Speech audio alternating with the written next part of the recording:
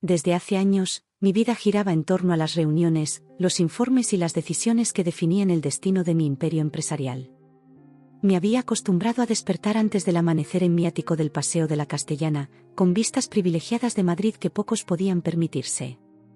Siempre había sido un hombre absorto en el trabajo, guiado por la convicción de que el éxito profesional era la única medida válida de mi existencia.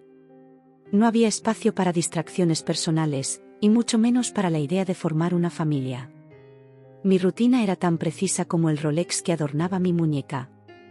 Desayunaba solo mientras revisaba los informes financieros del día anterior, conducía mi Mercedes hasta la Torre Picasso donde tenía mis oficinas, y me sumergía en negociaciones y estrategias hasta bien entrada la noche. Los fines de semana los dedicaba a revisar inversiones o a partidas de golf en La Moraleja con posibles socios.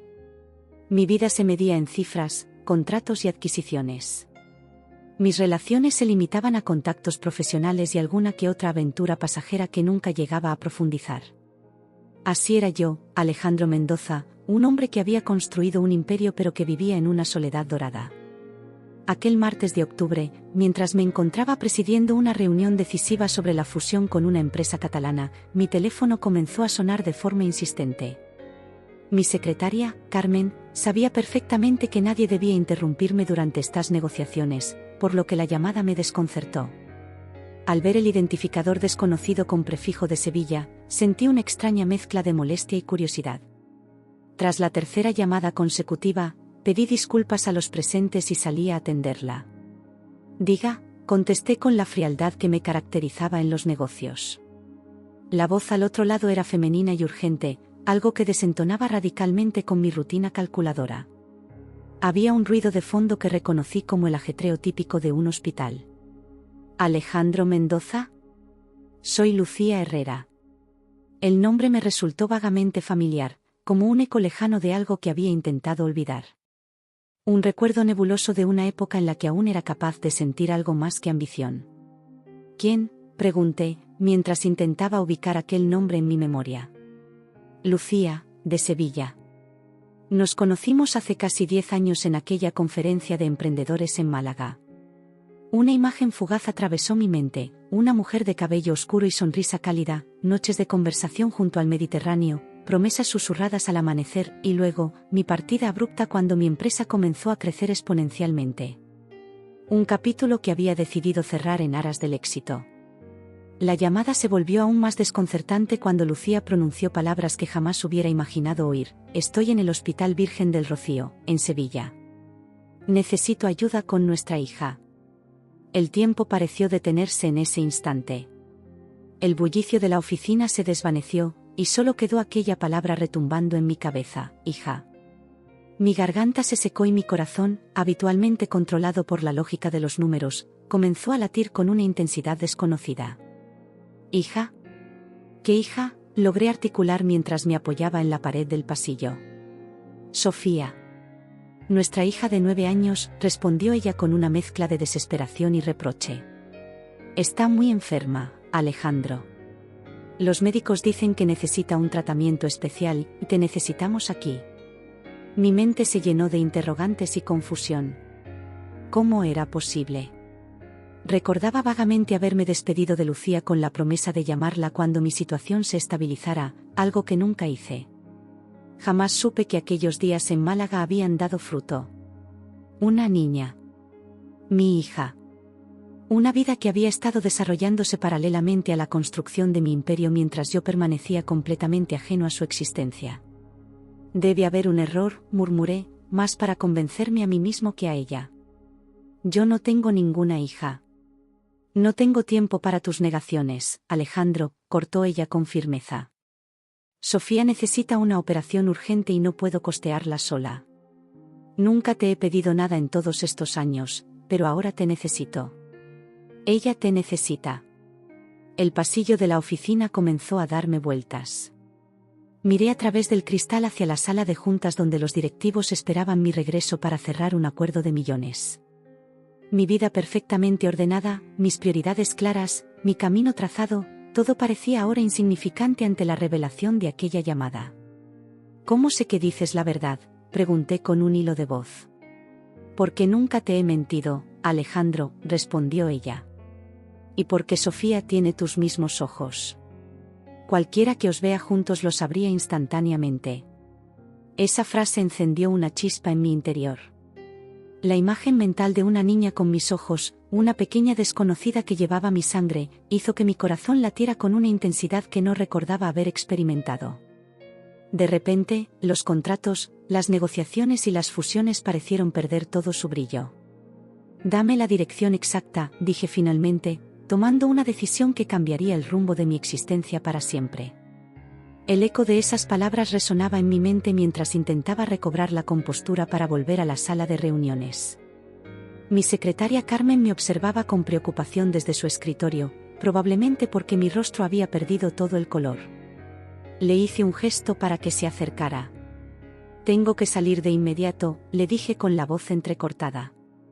Cancela todos mis compromisos de hoy y mañana, y consígueme un billete en el próximo AVE a Sevilla.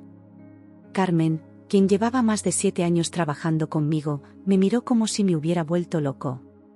En todo ese tiempo, jamás había cancelado una reunión importante, y mucho menos abandonado Madrid por un asunto personal.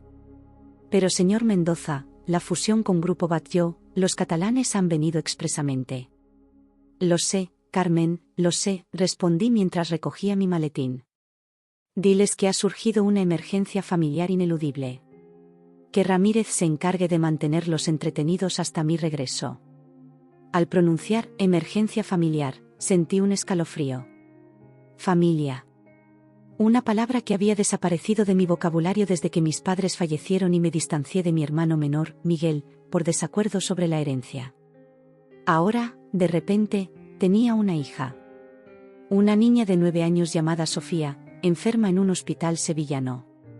Entré nuevamente en la sala de reuniones donde 5 ejecutivos catalanes y mi equipo directivo esperaban impacientes. La tensión se podía cortar con un cuchillo. Rafael Batlló, CEO del grupo empresarial con el que estábamos a punto de fusionarnos, me miró con una mezcla de curiosidad y molestia.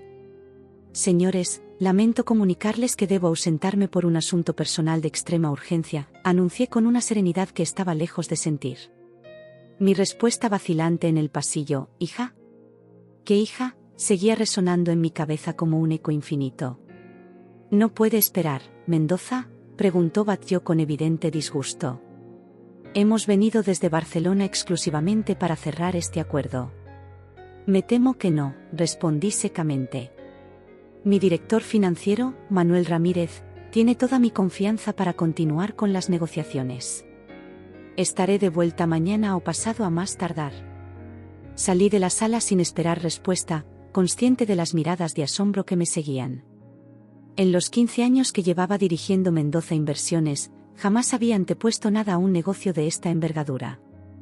La fusión con Grupo Batlló significaba consolidar mi posición en Cataluña y abrir puertas hacia el mercado francés. Era el tipo de oportunidad por la que había sacrificado todo lo demás. Pero ahora, inesperadamente, había algo más importante. En el ascensor que me llevaba al parking subterráneo, saqué mi teléfono y busqué entre mis contactos. Hacía años que no hablaba con él, pero era la única persona que podía ayudarme a entender lo que estaba sucediendo. ¿Alberto? Soy Alejandro Mendoza. Madre mía. ¿El gran empresario Mendoza llamando a un humilde abogado de familia? Debe ser el fin del mundo, respondió con sarcasmo mi antiguo compañero de universidad. Necesito tu ayuda, Alberto. Es complicado. Debe serlo para que me llames después de tantos años. Le expliqué la situación mientras caminaba hacia mi coche. Alberto escuchó sin interrumpir, algo raro en él. Cuando terminé, hubo un largo silencio. ¿Estás absolutamente seguro de que no sabías nada de esta niña?, preguntó finalmente. ¿Crees que habría ignorado algo así durante 9 años? No sé, Alejandro. El hombre que conocí en la universidad no lo habría hecho, pero el empresario en que te has convertido, no lo tengo tan claro. Sus palabras me golpearon con fuerza. ¿Tanto había cambiado? ¿Me había convertido en alguien capaz de ignorar a su propia hija? Te llamaré cuando llegue a Sevilla, corté la conversación, incapaz de seguir ese camino de pensamientos. Durante el trayecto hacia la estación de Atocha, intenté ordenar mis ideas. Una sensación de desconcierto me invadía, y con cada latido mi mente se llenaba de preguntas sin respuesta. ¿Cómo era posible que Lucía nunca me hubiera informado sobre el embarazo? Pero, siendo sincero conmigo mismo, ¿le había dado alguna oportunidad de hacerlo? Recordaba vagamente haberle enviado un mensaje frío meses después de nuestro encuentro, comunicándole que mi vida profesional me absorbía completamente y que era mejor no continuar con nuestra relación. El AVE a Sevilla salía en 40 minutos. Caminé por la estación como un autómata, comprando el billete y dirigiéndome al andén sin prestar atención a mi entorno. Mi mente, normalmente tan firme y segura, ahora dudaba de cada decisión tomada en los últimos 10 años. La vida que había construido, basada en la ambición y el éxito profesional, parecía de repente hueca y sin sentido. Ya en el tren, mientras Madrid se alejaba a 300 km por hora, saqué mi tablet y busqué información sobre Lucía Herrera. Las redes sociales me mostraron a una mujer que apenas reconocí, ahora con el cabello más corto y algunas líneas de expresión que no estaban allí cuando la conocí. Era profesora de literatura en un instituto público de Sevilla, según su perfil de LinkedIn. No había rastro de ninguna niña en sus fotos públicas, lo que me pareció extraño. Seguí investigando y encontré menciones a una fundación para niños con enfermedades raras donde aparecía su nombre como voluntaria. ¿Estaba relacionado con la enfermedad de Sofía? La incertidumbre me carcomía. El paisaje castellano se deslizaba a toda velocidad por la ventanilla mientras yo sentía que mi vida se desmoronaba con la misma rapidez. Mi teléfono no dejaba de sonar con llamadas de la oficina que decidí ignorar. Por primera vez en años, el trabajo no era mi prioridad. Pensé en llamar a Lucía para obtener más información, pero algo me detuvo. ¿Qué le diría? ¿Cómo justificaría mi ausencia durante 9 años? No había excusa posible. El ambiente en el vagón se volvió insoportablemente pesado mientras mi mirada se perdía en la distancia. Una pareja joven con un bebé se sentó frente a mí, y observé con una mezcla de fascinación y terror cómo interactuaban con naturalidad. La ternura en sus gestos, la complicidad en sus miradas, un mundo completamente ajeno al mío, y sin embargo, uno al que aparentemente pertenecía sin saberlo. Aquella llamada había desmantelado cuidadosamente la barrera que había construido en torno a mi existencia solitaria. Desde ahora, ya no era simplemente Alejandro Mendoza, el exitoso empresario. Era también el padre ausente de una niña llamada Sofía, que estaba enferma y me necesitaba en Sevilla. Mientras el tren atravesaba Castilla-La Mancha, cerré los ojos e intenté imaginar cómo sería ella. ¿Tendría realmente mis ojos, como afirmaba Lucía? ¿Habría heredado mi terquedad, mi pasión por los números, mi impaciencia? ¿O sería más como su madre, sensible y cálida? Por primera vez en mucho tiempo, sentí miedo. No el tipo de miedo controlado que experimentaba ante una negociación difícil, sino un terror visceral ante lo desconocido. ¿Cómo me recibiría esta niña que nunca había visto? ¿Qué le habría contado Lucía sobre mí? ¿Y qué podía ofrecerle yo, un hombre que había olvidado cómo relacionarse con otros seres humanos más allá de los intereses comerciales? Con cada kilómetro que me acercaba a Sevilla, sentía que me alejaba del hombre que había sido hasta ese momento. Decidí abandonar mi asiento en el tren y dirigirme al vagón cafetería. Necesitaba un café fuerte para aclarar mis pensamientos. El AVE avanzaba veloz por los campos de Castilla, y cada metro que recorría me sentía más lejos de mi zona de confort y más cerca de un pasado que había intentado enterrar. Mientras esperaba mi café, mi mente viajó inevitablemente a Málaga, 10 años atrás. Yo acababa de fundar Mendoza Inversiones y había sido invitado a dar una charla sobre emprendimiento en una conferencia. En aquella época todavía conservaba cierta humildad, cierta capacidad de asombro ante la vida que luego perdería entre balances y adquisiciones hostiles. Lucía estaba en primera fila. Recuerdo perfectamente cómo alzó la mano para desafiar una de mis afirmaciones sobre el éxito empresarial. ¿De qué sirve construir un imperio si pierdes tu humanidad en el camino?, había preguntado con una sonrisa desafiante que me desarmó por completo. Después de la conferencia, nos encontramos en el cóctel de bienvenida y no nos separamos durante los 3 días que duró el evento. Fueron 3 días de conversaciones interminables frente al Mediterráneo, de paseos por el casco antiguo de Málaga, de visitas al Museo Picasso y cenas en pequeños chiringuitos de la playa. Lucía era profesora de literatura, amante de García Lorca y Machado, y poseía una pasión por la vida que contrastaba con mi pragmatismo. Discutíamos sobre todo, política, arte, el sentido de la existencia, y luego hacíamos el amor en mi habitación del hotel con vistas al puerto. Al recordarlo ahora, me pareció que hablábamos de otra persona, de un Alejandro Mendoza que había dejado de existir en algún momento de la última década. «Su café, señor», dijo el camarero, interrumpiendo mis pensamientos. Regresé a mi asiento con la cabeza llena de recuerdos y un nudo en el estómago. El AVE ya atravesaba Sierra Morena, acercándose a Andalucía. Pronto estaría en Sevilla, enfrentándome a las consecuencias de mis decisiones y omisiones. Intenté imaginar cómo habría sido mi vida si hubiera sabido de la existencia de Sofía desde el principio. ¿Habría formado una familia con Lucía?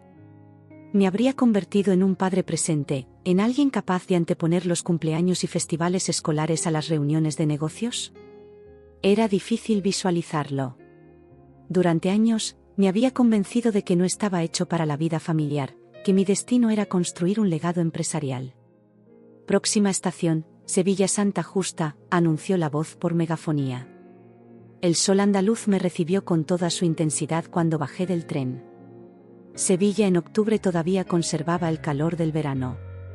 Tuve que quitarme la americana mientras caminaba hacia la salida de la estación. Decidí tomar un taxi directamente al Hospital Virgen del Rocío, sin pasar por un hotel. La urgencia de la situación me impedía pensar en comodidades. Al Virgen del Rocío, por favor, indiqué al taxista, un hombre mayor con un marcado acento andaluz. ¿Viene a visitar a algún familiar, señor?, preguntó amablemente mientras sorteaba el tráfico sevillano. La pregunta me pilló desprevenido. A mi hija, respondí, y al pronunciar esas palabras sentí una extraña mezcla de falsedad y verdad. Era mi hija biológicamente, pero ¿podía realmente llamarla así cuando ni siquiera la conocía? Espero que no sea nada grave, comentó el taxista. Tengo 3 hijos y 5 nietos, y cada vez que alguno se pone malillo, me muero de preocupación. No hay nada peor que ver sufrir a los tuyos. Sus palabras me hicieron sentir aún más culpable. Este hombre probablemente ganaba en un mes lo que yo ganaba en una hora, y sin embargo entendía mejor que yo lo que significaba ser padre. ¿Primera vez en Sevilla?, continuó, ajeno a mi tormento interior. No, contesté secamente, sin ganas de hablar. Pero luego, como si necesitara confesarme con alguien, añadí, estuve aquí hace muchos años. Tenía una amiga sevillana. Ah, Sevilla es tierra de amores intensos, sonrió el taxista, mirándome por el retrovisor. Aquí, entre el aroma del azahar y el embrujo de la Giralda, es fácil enamorarse. No respondí. Miré por la ventanilla las calles que apenas reconocía. El taxi avanzaba por la avenida de la Palmera, con sus señoriales mansiones a ambos lados, y luego giró hacia el complejo hospitalario. Ya llegamos, señor, anunció finalmente el taxista. Que todo vaya bien con su hija. Pagué la carrera, dejando una propina generosa que el hombre agradeció con sorpresa, y me dirigí hacia la entrada principal del hospital. El trayecto se había convertido en una metáfora de mi viaje interior, donde el pasado y el presente se entrelazaban en una danza de emociones olvidadas. El Hospital Virgen del Rocío era un complejo enorme, con varios edificios que se extendían por una amplia zona. Me sentí perdido y desorientado. Saqué mi teléfono para llamar a Lucía, pero algo me detuvo nuevamente. ¿Y si no estaba preparado para este encuentro?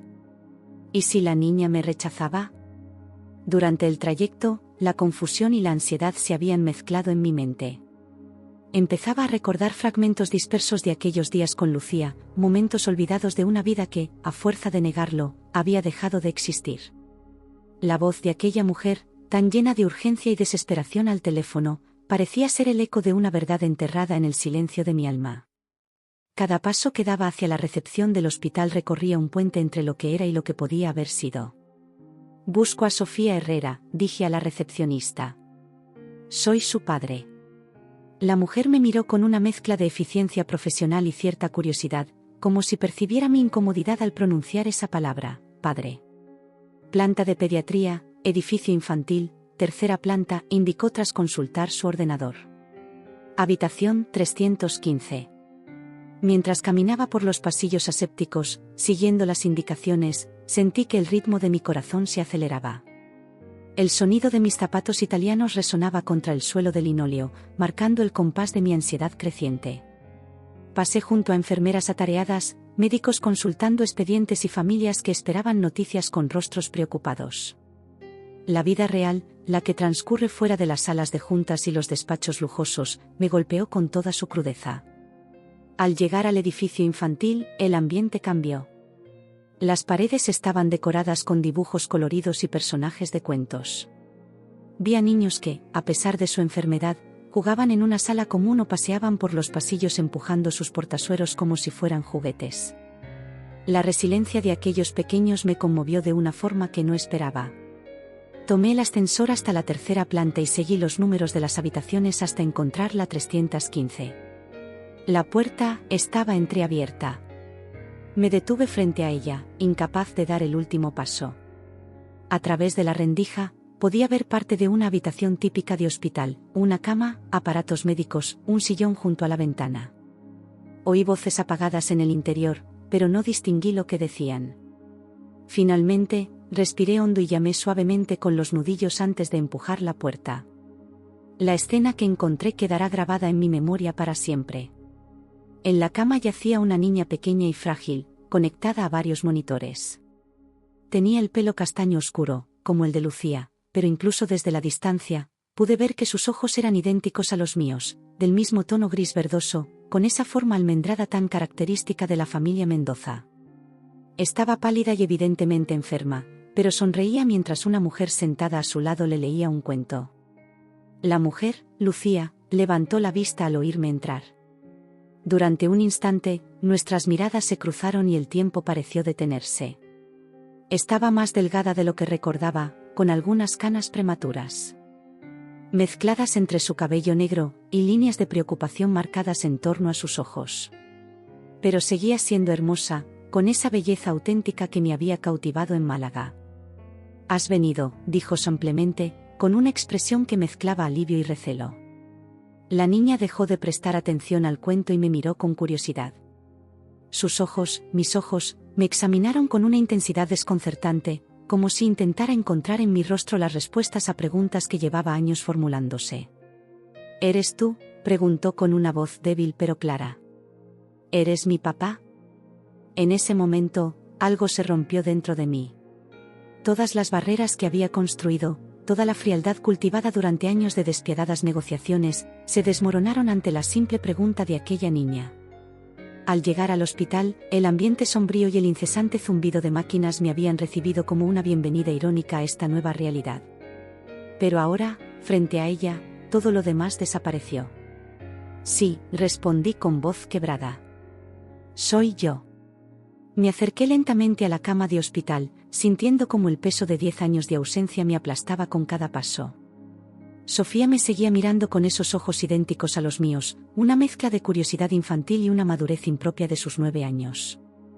«Mamá dice que eres un hombre muy ocupado», comentó con naturalidad, como si hablara del clima y no de mi inexcusable abandono. No había reproche en su voz, solo una constatación de hechos que me dolió más que cualquier acusación. Lucía se levantó del sillón, dejando el libro de cuentos sobre la mesita. «Sofía, cariño, voy a hablar un momento con tu padre fuera, ¿vale? Descansa un poco». La niña asintió con una docilidad que sugería estar acostumbrada al entorno hospitalario. Me miró una última vez antes de cerrar los ojos.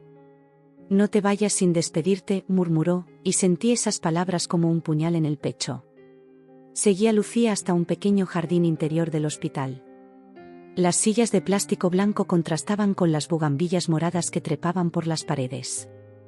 Algunos pacientes paseaban lentamente por los senderos, acompañados por familiares o personal sanitario. El aire olía a desinfectante mezclado con el aroma dulzón de las flores, una combinación extrañamente adecuada para la situación. «Gracias por venir», comenzó Lucía, sentándose en una de las sillas. Su voz ya no contenía la urgencia de la llamada telefónica, sino un cansancio profundo, el de alguien que ha luchado demasiado tiempo en soledad. Me senté frente a ella, incapaz de encontrar las palabras adecuadas. «¿Por qué no me lo dijiste?», fue lo único que logré articular. Lucía esbozó una sonrisa triste, tan diferente de aquella sonrisa desafiante que me había cautivado en Málaga. ¿Cuándo exactamente, Alejandro? ¿Cuándo desapareciste después de nuestros días en Málaga? ¿Cuándo me enviaste aquel mensaje diciendo que tu carrera era lo único importante? O quizás cuando intenté contactarte a través de tu empresa y tu secretaria me bloqueó, asumiendo que era una más de tus conquistas intentando conseguir dinero. Cada pregunta era como un latigazo, exponiendo verdades que había preferido ignorar. Pero era mi derecho saberlo, insistí, recurriendo instintivamente a un lenguaje defensivo que había utilizado en innumerables negociaciones. ¿Tu derecho? Lucía sacudió la cabeza. Los derechos vienen con responsabilidades, Alejandro. Y tú dejaste muy claro que no querías ninguna responsabilidad que no estuviera relacionada con tu precioso imperio empresarial. En el pasillo del hospital, mi mirada se había cruzado finalmente con la de aquella mujer que había llamado aquella mañana. Su expresión ahora, sentada frente a mí en aquel jardín, era de dolor y determinación, un reflejo de la lucha interna que llevaba consigo. A pesar de mi incertidumbre, pude percibir en sus ojos una sinceridad que me impidió seguir con mis débiles justificaciones. Tienes razón, admití finalmente, algo que rara vez hacía en mi vida profesional. No tengo excusa. Pero estoy aquí ahora y quiero ayudar. Dime qué le pasa a Sofía. Lucía respiró hondo, como preparándose para revivir un dolor que había estado soportando sola durante demasiado tiempo. Tiene una cardiopatía congénita compleja. Los médicos la detectaron cuando tenía 5 años. Desde entonces, ha pasado por 2 cirugías, pero su corazón sigue deteriorándose. Necesita un trasplante. La palabra, trasplante, cayó entre nosotros como una losa. De repente, entendí la gravedad de la situación y por qué Lucía había decidido finalmente contactarme después de tanto tiempo. El problema, continuó ella, es que su caso es complicado. El hospital público hace lo que puede, pero necesita un tratamiento experimental previo al trasplante que no está cubierto por la seguridad social. Un tratamiento que cuesta más de lo que podré ahorrar en toda mi vida como profesora. Nos sentamos en una sala de espera cercana, donde el tiempo parecía detenerse mientras ella comenzaba a relatar una historia que jamás hubiera soñado escuchar. Con voz temblorosa, me explicó cómo había sido criar a Sofía sola, trabajando doble turno en el instituto y dando clases particulares para poder pagarle tratamientos que no cubría la sanidad pública. Me habló de los primeros síntomas, cuando Sofía se cansaba jugando en el Parque María Luisa, de las noches en urgencias cuando la fiebre no bajaba, del terror de esperar durante horas mientras la operaban por primera vez. Me contó cómo, a pesar de todo, Sofía era una niña alegre y brillante, apasionada por los libros como su madre y, curiosamente, por los números como su padre. Siempre ha sabido de ti, añadió, sorprendiéndome. Nunca le he mentido. Le he dicho que eres un hombre importante, que dirige grandes empresas en Madrid y que algún día, cuando fuera el momento adecuado, te conocería. ¿Nunca le dijiste que yo no sabía de su existencia?, pregunté, conmovido por la generosidad de Lucía al proteger mi imagen ante nuestra hija. No quería que creciera pensando que su padre la había rechazado. Prefería que creyera que simplemente estabas demasiado ocupado. Y de alguna manera, así era, ¿no? Demasiado ocupado construyendo tu imperio como para preocuparte por nada más. El relato se volvió un torbellino de emociones. Ella mencionó momentos de risa, lágrimas y promesas que parecían destinadas a perdurar, pero que, por circunstancias desconocidas, habían quedado sepultadas en un tiempo en que yo había preferido el brillo efímero del éxito. Me habló de cómo Sofía preguntaba por mí en cada cumpleaños, de cómo guardaba recortes de periódico donde aparecía mi nombre, de cómo había construido en su mente la imagen de un padre distante pero heroico. La última vez que la ingresaron, hace 3 meses, el Dr. Jiménez me habló de este nuevo tratamiento, continuó Lucía, volviendo al presente. Está dando resultados prometedores en casos como el suyo en la Clínica Universitaria de Navarra. Pero es experimental, ¿y el coste? El dinero no es problema, la interrumpí, sintiendo por primera vez que mi riqueza podría servir para algo realmente importante. Puedo cubrir cualquier tratamiento, cualquier especialista, lo que sea necesario. La expresión de Lucía se endureció ligeramente. No te he llamado para pedirte dinero, Alejandro. Te he llamado porque Sofía merece conocer a su padre antes de... No terminó la frase, pero no hacía falta. El miedo que vi en sus ojos me dijo todo lo que necesitaba saber. La situación era crítica. Voy a ayudarla, Lucía. Vamos a conseguir ese tratamiento, y el mejor equipo médico, y lo que haga falta. Mi tono había cambiado del empresario calculador al de un padre desesperado por salvar a su hija. Pero también quiero conocerla, de verdad. Quiero ser parte de su vida, si me lo permites. Con cada palabra, sentía como si una parte esencial de mí despertara, reconociendo la existencia de un lazo profundo y olvidado que ahora clamaba por ser reconocido. Lucía me miraba con una mezcla de esperanza y escepticismo, como si quisiera creerme pero temiera otra decepción. No puedes aparecer en su vida ahora y desaparecer de nuevo cuando te canses de jugar a ser padre, advirtió. Está demasiado débil, no solo físicamente. No lo soportaría. No voy a desaparecer, prometí con una convicción que me sorprendió a mí mismo. No sé cómo ser padre, Lucía. Nunca pensé que lo sería. Pero quiero intentarlo. Por ella. Por nosotros. El nosotros se escapó de mis labios sin pensarlo, y vi cómo Lucía se tensaba ligeramente. Era demasiado pronto para hablar de un nosotros que incluía algo más que nuestra hija. Habíamos sido extraños durante demasiado tiempo. Por ahora, centrémonos en Sofía, respondió ella, pragmática como siempre. El doctor Jiménez estará aquí en 1 hora. Podemos hablar con él sobre las opciones. Regresamos a la habitación de Sofía, que se había quedado dormida. Verla así, tan pequeña y vulnerable en aquella cama de hospital, despertó en mí un instinto protector que desconocía. Mi vida hasta ese momento había sido una sucesión de negociaciones estratégicas, adquisiciones calculadas y decisiones basadas en el beneficio. Pero ahora, frente a esa niña que llevaba mi sangre, todas esas habilidades parecían inútiles. Mañana le diremos que te quedarás unos días, susurró Lucía, arreglando las sábanas de Sofía con un gesto automático. Si realmente quieres conocerla, tendrás que adaptar tu agenda. Sus fuerzas son limitadas. Asentí, sabiendo que a partir de ahora, todas mis prioridades iban a cambiar.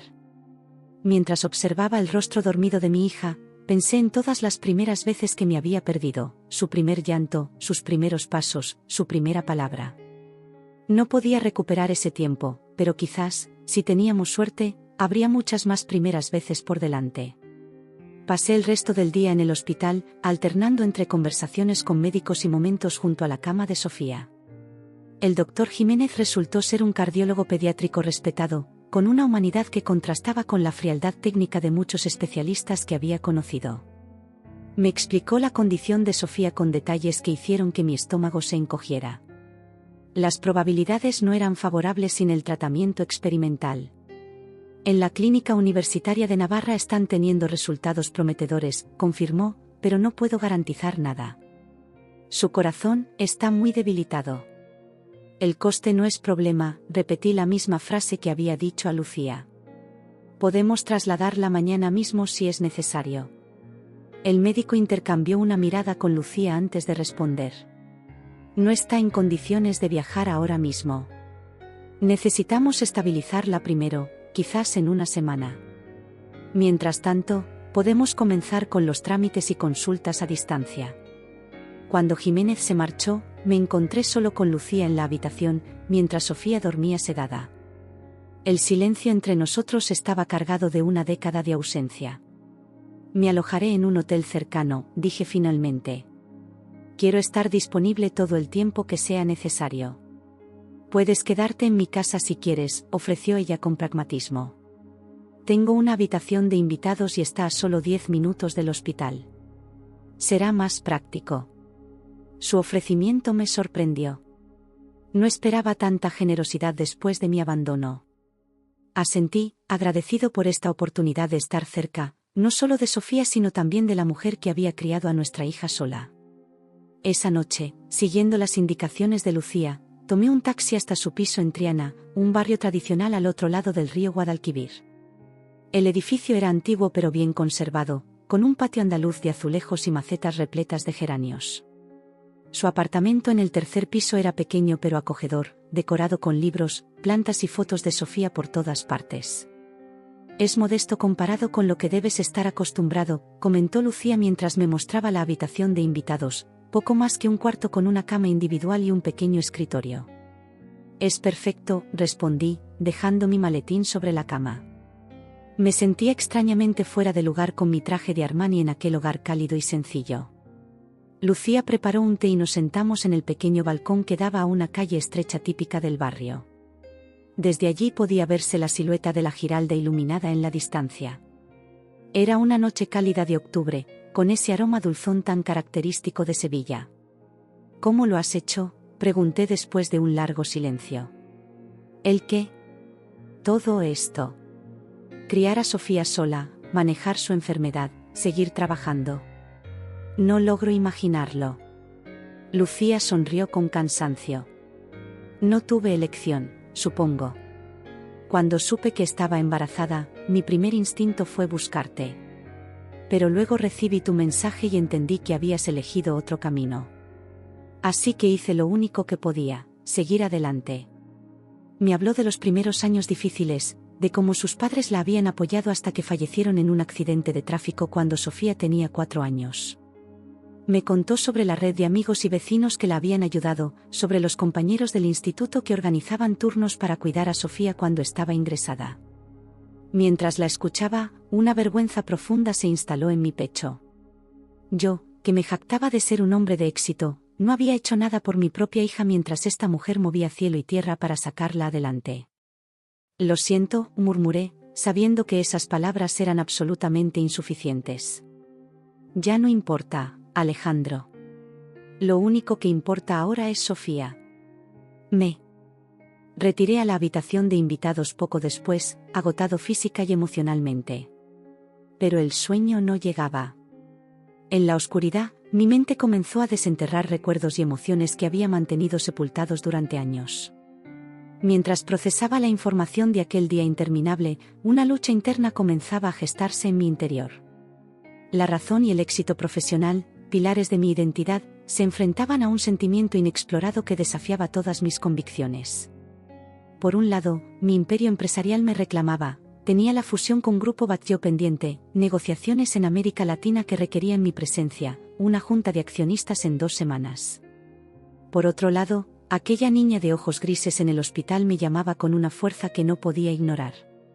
Encendí la lámpara de la mesilla y observé la habitación con más detalle. En una estantería vi algunos libros infantiles que reconocí como clásicos de la literatura española, Platero y yo, El Quijote, adaptado para niños, cuentos de Gloria Fuertes. Junto a ellos, había una pequeña colección de conchas marinas etiquetadas cuidadosamente con la fecha y el lugar, Cádiz, verano 2022, Huelva, Semana Santa 2023. En la pared había un calendario con horarios médicos y escolares meticulosamente anotados. La vida organizada de una madre soltera que intentaba equilibrar el trabajo, la crianza y el cuidado de una niña enferma. Una vida real, auténtica, muy lejos de las artificiales reuniones corporativas y cenas de gala que conformaban mi existencia. Mi teléfono vibró con una llamada de Carmen, mi secretaria. Era la 10ª llamada que ignoraba ese día. Finalmente decidí contestar. Alejandro, gracias a Dios, exclamó ella con evidente alivio. Estábamos preocupados. Los catalanes se han marchado muy disgustados y amenazando con reconsiderar la fusión. Ramírez ha intentado calmarlos, pero... Carmen, la interrumpí, voy a estar fuera más tiempo del que pensaba. Posiblemente semanas. El silencio al otro lado de la línea fue revelador. ¿Semanas? Pero la junta de accionistas, el viaje a Buenos Aires, la presentación del informe trimestral. Tendrá que encargarse Ramírez, respondí con una firmeza que sorprendió a ambos. Estoy lidiando con un asunto familiar grave. ¿Familiar? La confusión en su voz era comprensible. En 7 años trabajando para mí, nunca había mencionado a ningún familiar vivo. ¿Hay algo en lo que pueda ayudar? Sí. Necesito que contactes con la Clínica Universitaria de Navarra. Quiero hablar con el jefe del programa de cardiopatías pediátricas lo antes posible. Y busca información sobre trasplantes de corazón en niños, opciones en España y en el extranjero si es necesario. Tras colgar, me quedé mirando al techo, consciente de que acababa de tomar una decisión que alteraría el rumbo de mi vida. Esa confrontación con lo que parecía ser mi destino, tan inesperado y lleno de contradicciones, me hizo cuestionar cada elección que había hecho a lo largo de mi existencia. Salí al pasillo y, guiado por una intuición, abrí silenciosamente la puerta que imaginé sería la habitación de Sofía. Efectivamente, me encontré en un pequeño cuarto pintado de amarillo claro, con estanterías llenas de libros y juguetes. En la cama vacía descansaba un oso de peluche gastado por el uso. Junto a la ventana había un pequeño escritorio con dibujos y cuadernos cuidadosamente organizados. Me acerqué y hojeé uno de los cuadernos. La letra infantil pero ordenada de Sofía llenaba las páginas con ejercicios de matemáticas resueltos con una precisión sorprendente para su edad. En otro cuaderno encontré redacciones y cuentos escritos con una imaginación y sensibilidad que me conmovieron. Un pequeño corcho en la pared captó mi atención. Estaba lleno de fotos, dibujos y recortes de periódico donde aparecía mi nombre. Alejandro Mendoza cierra acuerdo histórico con inversores japoneses, el Imperio Mendoza se expande hacia Europa del Este, el empresario madrileño entre los 50 más influyentes de España. Junto a ellos, un dibujo infantil de un hombre de traje con la etiqueta «Mi papá», escrita con rotulador rojo. Cada pensamiento se entrelazaba con imágenes del pasado, momentos robados, risas contenidas y un amor que nunca pude abrazar. La incertidumbre se transformaba en una amarga sensación de remordimiento por lo que había perdido en el afán de perseguir logros materiales. La lucha interna era intensa, y por primera vez en años, me encontraba evaluando el valor de mis prioridades, debatiéndome entre la fría lógica empresarial y el cálido llamado de mi propio corazón. Sentí pasos suaves detrás de mí y me giré para encontrar a Lucía en la puerta, observándome con una mezcla de comprensión y cautela. «Colecciona todo lo que encuentras sobre ti», explicó en voz baja. Para su clase escribió una redacción titulada «Mi héroe sobre ti», imaginando que salvabas empresas en problemas y dabas trabajo a mucha gente. Su profesora me llamó preocupada porque pensaba que Sofía estaba inventando un padre imaginario. Tuve que explicarle que eras real, solo, ausente.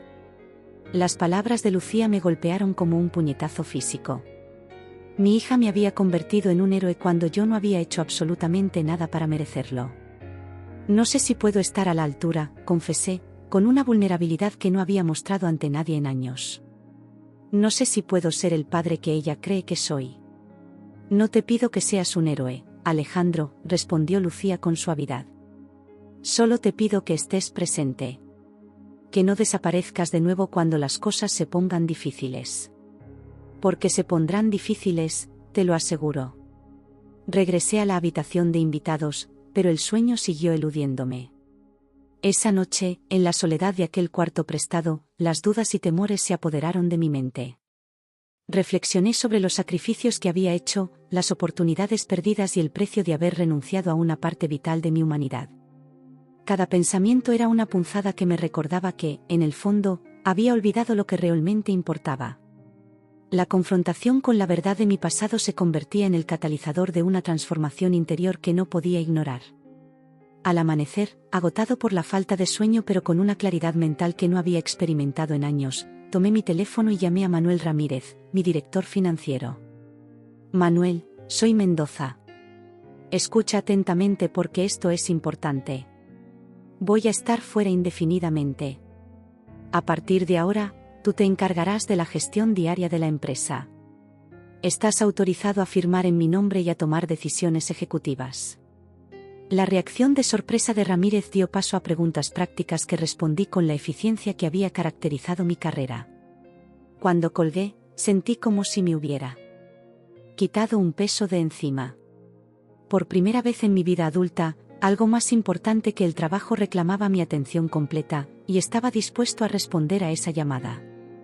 Con el amanecer sevillano filtrándose por la ventana de aquella habitación prestada, decidí enfrentar el destino que se me había revelado.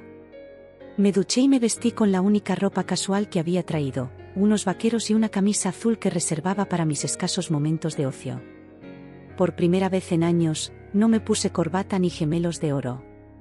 Hoy no era el empresario Alejandro Mendoza, hoy era simplemente el padre de Sofía. Lucía ya estaba despierta, preparando café en la pequeña cocina. Me sorprendió verla con el pelo recogido en una coleta informal y vestida con unos pantalones sencillos y una blusa blanca que le daban un aspecto juvenil que contrastaba con la preocupación en sus ojos. He hablado con el hospital, dijo mientras me ofrecía una taza de café. Sofía ha pasado buena noche. Podemos ir después del desayuno. Asentí, agradeciendo el café y ese momento de normalidad doméstica que tanto contrastaba con mis habituales desayunos solitarios en lujosos áticos. He tomado una decisión, anuncié, sintiendo la necesidad de compartir el cambio que se estaba operando en mí. He delegado la gestión de mi empresa. Voy a quedarme en Sevilla todo el tiempo que sea necesario. Lucía me miró con sorpresa, como si no pudiera creer lo que escuchaba. ¿Y la fusión con ese grupo catalán? Sofía recortó el artículo del periódico hace unas semanas. Decía que era el negocio del año, punto. Hay cosas más importantes, respondí con una sencillez que me sorprendió a mí mismo. Una sonrisa fugaz cruzó el rostro de Lucía, la primera sonrisa genuina que le veía desde mi llegada. Nunca pensé que te escucharía decir algo así. Durante el trayecto al hospital, me puso al día sobre la rutina diaria de Sofía, sus medicaciones, sus horas de tratamiento, los pequeños rituales que habían desarrollado para hacer más llevaderas las largas estancias hospitalarias. Le gusta que le lean por la tarde, pero tiene que ser algo divertido, nada triste. Y odia la comida del hospital, así que a veces le traigo tortilla de patatas de la cafetería de enfrente, aunque no se lo digas a las enfermeras. Mientras escuchaba, me di cuenta de cuánto conocimiento, cuánto amor había en cada detalle que Lucía compartía. Ella había aprendido a ser madre en la adversidad, mientras yo acumulaba propiedades y poder que ahora me parecían vacíos. Al llegar al hospital, encontramos a Sofía despierta y con mejor aspecto que el día anterior. Sus ojos se iluminaron al vernos entrar juntos, como si fuera la imagen más natural del mundo que sus padres llegaran de la mano a visitarla. «¿Has vuelto?», exclamó con una sonrisa que me derritió el corazón. «Mamá me dijo que te quedarías unos días». «Así es», respondí, acercándome a la cama. «De hecho, voy a quedarme todo el tiempo que haga falta. Tenemos mucho de qué hablar, tú y yo». Durante las siguientes horas, Sofía me bombardeó con preguntas sobre mi vida, mi trabajo, mis gustos, como intentando recuperar una década de ausencia en una sola mañana. Respondí con paciencia, descubriendo el placer de la conversación sincera con esta pequeña versión de mí mismo que me observaba con curiosidad insaciable. «¿Es verdad que tienes un helipuerto en tu oficina?», preguntó en un momento dado, haciendo que Lucía y yo nos miráramos con sorpresa. «¿Un helipuerto?». «No, no tengo nada parecido», respondí riendo. «Pero Martín, mi amigo del colegio, dice que su padre leyó que tienes una oficina tan alta que los helicópteros aterrizan allí». «Me temo que tu amigo ha exagerado un poco», explicó Lucía, acariciándole el pelo.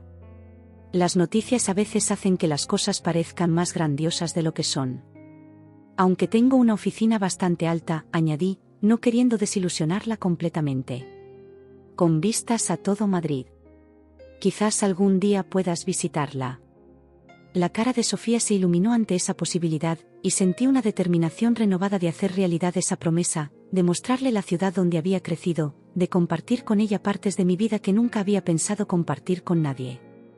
A media mañana, el doctor Jiménez apareció con noticias. Había contactado con el equipo de la Clínica Universitaria de Navarra y estaban dispuestos a evaluar el caso de Sofía de inmediato.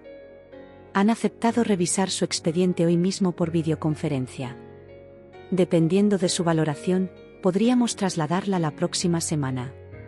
Comprendí que la oportunidad de redención y de un nuevo comienzo estaba en mis manos, y que no podía permitir que el pasado se esfumara en la sombra de mis logros empresariales. La llamada de aquella mujer había sido el primer paso hacia una vida en la que el amor y la familia ocuparían un lugar preponderante. Durante los días siguientes, establecimos una rutina. Pasábamos la mañana en el hospital con Sofía, llevándole libros nuevos, jugando a juegos de mesa que compraba en la tienda del barrio, o simplemente conversando. Por las tardes, mientras ella descansaba, yo me sumergía en llamadas y videoconferencias con los mejores especialistas en cardiopatías infantiles de España y Europa. Con cada día que pasaba, me sorprendía descubriendo facetas de mi personalidad que desconocía, paciencia para responder las interminables preguntas de Sofía, creatividad para inventar historias que la hicieran reír, solidaridad con otros padres en la sala de espera que compartían nuestra angustia. Una semana después de mi llegada, el equipo médico consideró que Sofía estaba lo suficientemente estable para ser trasladada a Pamplona. Organicé un avión médico privado para el traslado, asegurándome de que tuviera todas las comodidades posibles. Ver la cara de asombro de Sofía cuando le expliqué que viajaríamos en un avión, solo para nosotros, fue una de las mayores satisfacciones que había experimentado. ¿Tú también vienes?, preguntó a Lucía mientras preparábamos el viaje. Claro, cariño. No voy a separarme de ti. ¿Y papá? La naturalidad con la que Sofía utilizaba esa palabra, papá, me producía cada vez un nudo en la garganta. También voy, aseguré, los tres juntos. La mirada que me dirigió Lucía contenía una mezcla de emociones, gratitud, esperanza y también cierta cautela, como si temiera que mi compromiso pudiera desvanecerse en cualquier momento. He alquilado un apartamento cerca de la clínica, le expliqué mientras Sofía dormitaba. Tiene 2 habitaciones, una para ti, Sofía, y otra para mí. Así estaremos los 3 cerca durante el tratamiento. Alejandro, no es necesario que... Sí, lo es, la interrumpí con suavidad. Quiero estar ahí en cada paso. No solo por Sofía, sino también por ti. Has cargado con esto sola durante demasiado tiempo. El traslado a Pamplona marcó el comienzo de una nueva etapa. La clínica universitaria resultó ser todo lo que esperábamos y más. El doctor Sánchez, especialista en el tratamiento experimental, nos recibió con una calidez y profesionalidad que infundieron esperanza en todos nosotros. El objetivo, nos explicó en su despacho lleno de diplomas y fotografías de niños sonrientes, es fortalecer el corazón de Sofía lo suficiente para que pueda soportar el trasplante cuando haya un órgano disponible. El tratamiento funciona en aproximadamente el 70% de los casos, pero cada paciente es diferente. ¿Y si no funciona?, preguntó Lucía, siempre práctica incluso en las situaciones más dolorosas. Hay alternativas, aunque con tasas de éxito menores, respondió el doctor con honestidad. Pero Sofía es joven y, por lo que veo en sus análisis, una luchadora. Tenemos motivos para ser optimistas. Durante las semanas siguientes, nuestra vida se organizó en torno a las necesidades de Sofía. El tratamiento era intenso, con días buenos y días terribles en los que los efectos secundarios la dejaban débil y malhumorada. En esos momentos difíciles, descubrí una nueva forma de valorar el tiempo, no por lo que producía o generaba, sino por lo que significaba estar presente. Una noche, mientras cenábamos en el pequeño apartamento después de un día particularmente difícil en el hospital, Sofía nos sorprendió con una petición inesperada. «Quiero que me contéis cómo os conocisteis», dijo, jugueteando con la comida en su plato. «Nunca me lo has contado, mamá». Lucía y yo intercambiamos una mirada. Habíamos evitado hablar del pasado, centrándonos en el presente y el futuro inmediato. Fue en Málaga, en una conferencia, comenzó Lucía con cierta vacilación. Tu madre me desafió delante de todo el mundo, continué, sonriendo al recordarlo. Yo estaba hablando sobre el éxito empresarial y ella me preguntó si de qué servía el éxito sin humanidad. ¿Y qué respondiste?, preguntó Sofía, fascinada. No recuerdo exactamente mis palabras, pero seguro que dije alguna tontería, confesé, mirando a Lucía. Porque tu madre tenía razón, aunque me ha llevado demasiado tiempo darme cuenta. Lucía me sostuvo la mirada durante un largo momento, y percibí en sus ojos un ablandamiento, como si las defensas que había construido durante años comenzaran a ceder. Esa noche, después de acostar a Sofía, nos quedamos en el pequeño salón, compartiendo una botella de vino riojano y recuerdos de aquellos días en Málaga que habían quedado interrumpidos. Nunca te pregunté por qué no me buscaste cuando supiste del embarazo, comenté mientras los últimos rayos del sol navarro se filtraban por la ventana. Lucía suspiró, mirando su copa. Al principio iba a hacerlo. Incluso comencé a escribirte un email. Pero luego recibí tu mensaje, tan frío y distante, hablando de lo absorbente que era tu trabajo. Entendí que no tenías espacio en tu vida para complicaciones. Y un bebé es la mayor complicación posible. No era una complicación, murmuré. Era lo mejor que podía pasarme, aunque fuera demasiado ciego para verlo. ¿Y ahora?, preguntó ella en voz baja. ¿Qué ves ahora, Alejandro? Veo lo que he perdido, respondí con honestidad. Y lo que aún podría ganar, si nos das una oportunidad. Al reunirme de nuevo con ella, encontré en su mirada la confirmación de que, pese a la incertidumbre y al dolor, aún había tiempo para reconstruir lo perdido. Con una determinación renovada, nos propusimos enfrentar juntos los desafíos que se interponían en nuestro camino. Cada conversación, cada mirada, se convertía en un acto de fe en la posibilidad de sanar viejas heridas y forjar un futuro lleno de esperanza y amor. Los meses siguientes fueron una montaña rusa emocional. El tratamiento de Sofía avanzaba con altibajos, momentos de esperanza seguidos por retrocesos que nos sumían en la angustia. A través de todo ello, permanecimos unidos como la familia que estábamos aprendiendo a ser. A mediados de diciembre, recibimos la llamada que habíamos estado esperando: había un corazón compatible para Sofía. La operación se realizaría en 24 horas. Esa noche, mientras Sofía dormía, Lucía y yo nos quedamos a su lado, tomados de la mano en silencio. No hacían falta palabras. El miedo, la esperanza, el amor, todo se transmitía en ese simple contacto. Pase lo que pase mañana, susurré finalmente, quiero que sepas que estos meses han cambiado mi vida para siempre. Vosotras dos me habéis enseñado lo que realmente importa. La operación duró 11 horas. Las pasamos en la capilla del hospital, a pesar de que ninguno de los dos éramos particularmente religiosos. Rezamos, lloramos y esperamos, unidos por un vínculo que trascendía nuestras diferencias y errores pasados. Cuando el doctor Sánchez apareció finalmente con una sonrisa cansada, supimos que Sofía había sobrevivido a la operación. El nuevo corazón está funcionando, nos dijo. Ahora empieza el periodo crítico para evitar el rechazo, pero hemos dado el paso más importante. Los días posteriores fueron de vigilancia constante, interpretando cada señal, cada dato que los médicos compartían con nosotros. Y poco a poco, día a día, nuestra hija fue mejorando.